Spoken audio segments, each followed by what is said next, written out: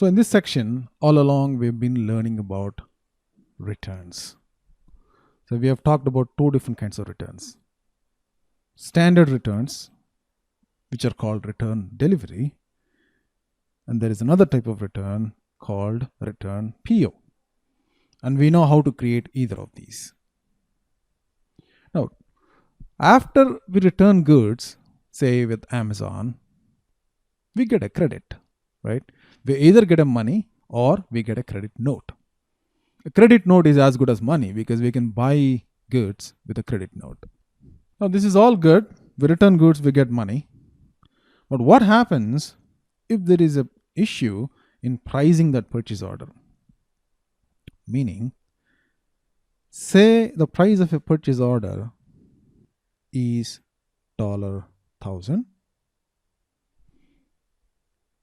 100 kilos of coffee at $10 per kilo.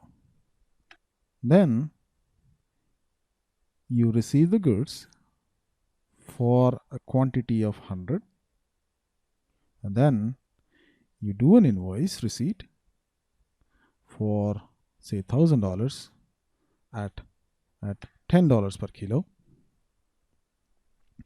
This is all good, but later what we have realized is maybe the vendor has overcharged us, or the vendor could have also undercharged us. The price should have been say $11 instead of $10. What do you do now? So the price we have found out is not $10, but it's $11. In which case the vendor has undercharged us by $1. So we need to give the vendor how much? So at a rate of $11, this is going to be $1,100, right? So we need to return $100 to the vendor. This is case of undercharging. And in case of overcharging, say it should have been $9, but the vendor has charged us $10. In which case, we have paid the vendor $1,000, but we should only have paid $900, and we should have received, or we should receive, a credit of $100. So in case of overcharging, the vendor overcharging us, we receive a credit. In case of undercharging, we receive a debit note. A debit note is a notice to pay more. A credit note says, hey, you know what, I need to pay you. Right? It's pretty logical.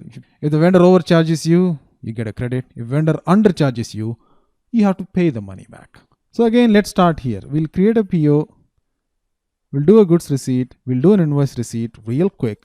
And then we'll do either of these scenarios. First, we'll do the undercharge, and then we'll do the overcharge. So real quick, let's create the purchase order for a quantity of 100. Right? Now we have become experts in creating purchase orders, returns, and invoices. Right?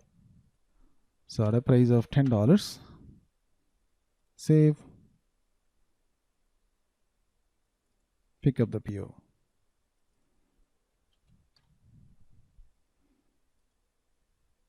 MyGo, goods movement, enter the purchase order number. We're going to receive it into our coffee storage location. Item OK, and quantity of 100, save.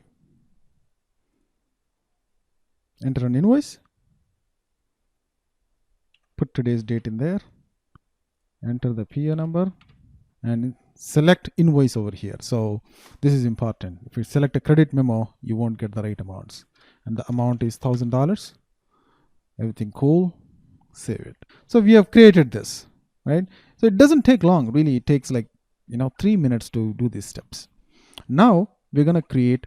So we'll do this scenario now where the vendor has undercharged us.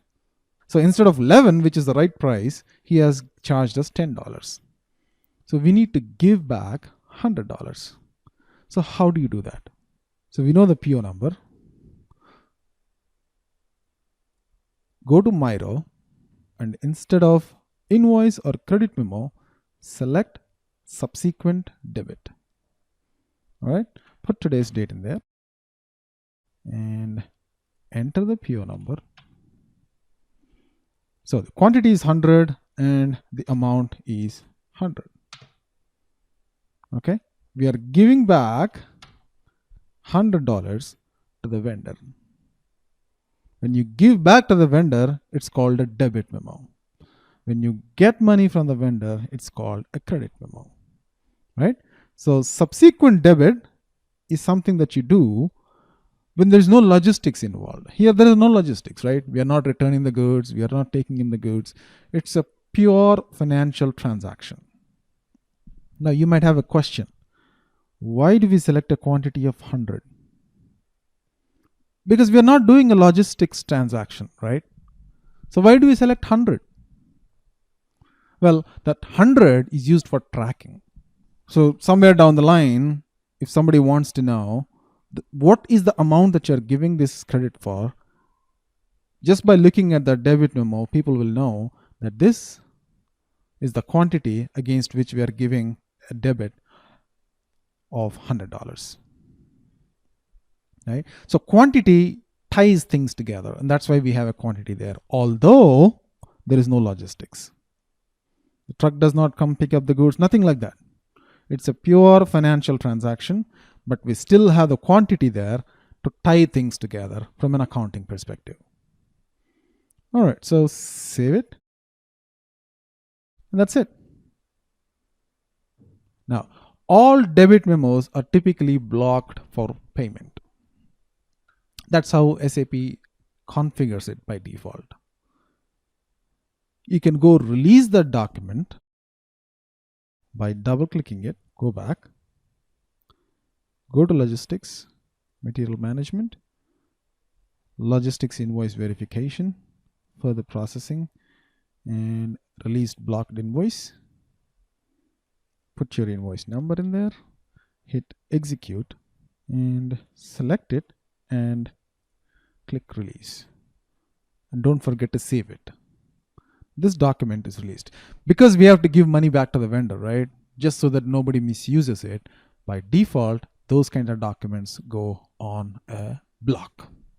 This just ensures that there is a little bit of oversight in terms of giving money back to the vendor, right?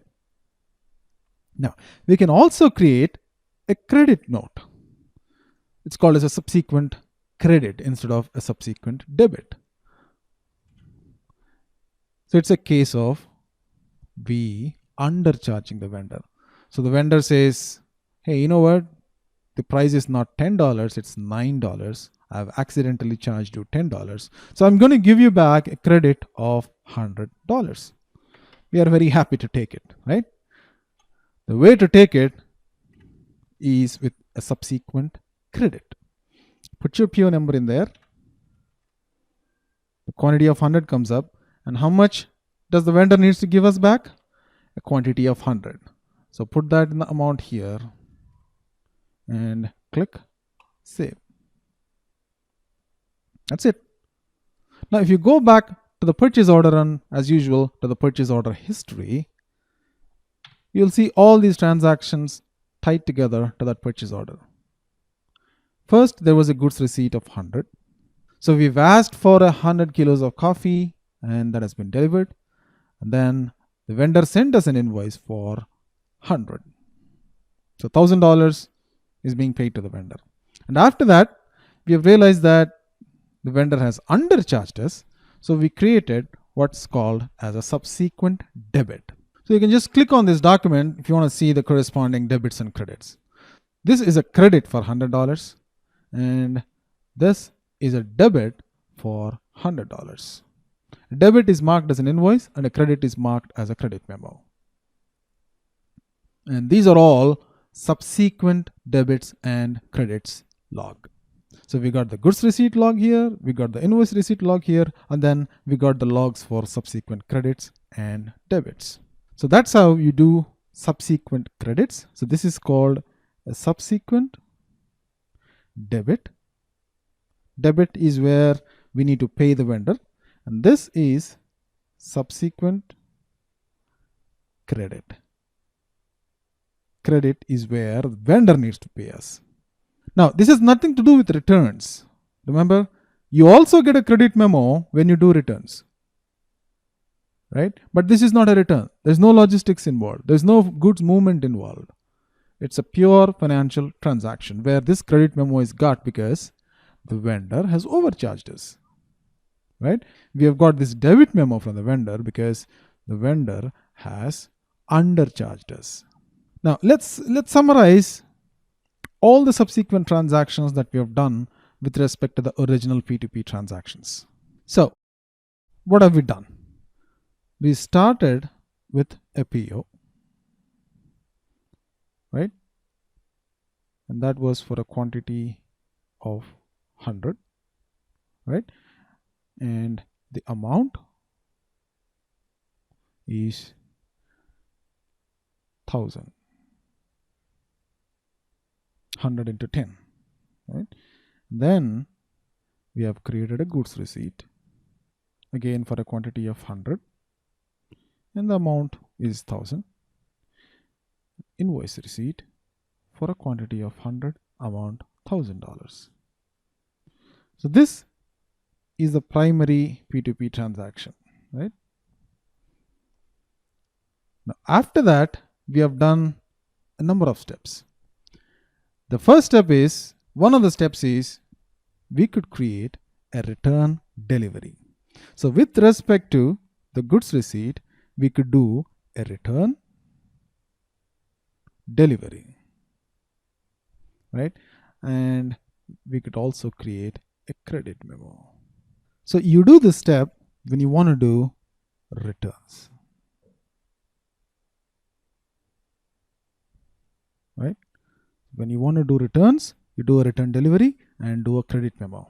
Now, if the vendor has overcharged us, then what do? Then we don't have returns, we don't have any goods movement. What we do is, against this PO, we just create an invoice receipt that's called as a subsequent credit, which is the case where the vendor is paying us money because he has overcharged it. All right. Now, what if the vendor has undercharged us? In which case, so we need to pay the vendor. In that case, instead of creating a subsequent credit, you create a subsequent debit. Right? So we have covered subsequent credits, subsequent debits, and returns. Now, another type of returns that we have covered is called a return PO. Return PO. What's a return PO? A return PO is a PO. You don't need to reference anything like the newspapers transaction. At the end of the week, we are going to create a new PO, and the difference here is we are going to mark that item at the line item level as a return item. And we try to do a goods receipt, it doesn't do a goods receipt, instead does a goods issue. So if the quantity is for 100, we're going to return a quantity of 100, and you're not going to create a standard invoice, instead you're going to create a credit memo. So we receive amount for that 100 quantity. So we have talked about 4 subsequent cycles to the standard P2P cycle. So this is the standard P2P cycle, right? This is called returns. This is called returns PO. This is subsequent credit or credit memo, and this is subsequent debit, right? So to the standard P2P cycle, we have created 4 different subsequent steps: returns, returns PO, subsequent credit, subsequent debit. This concludes the returns chapter. So in the returns chapter, we have also seen not just returns, but credits and debit memos.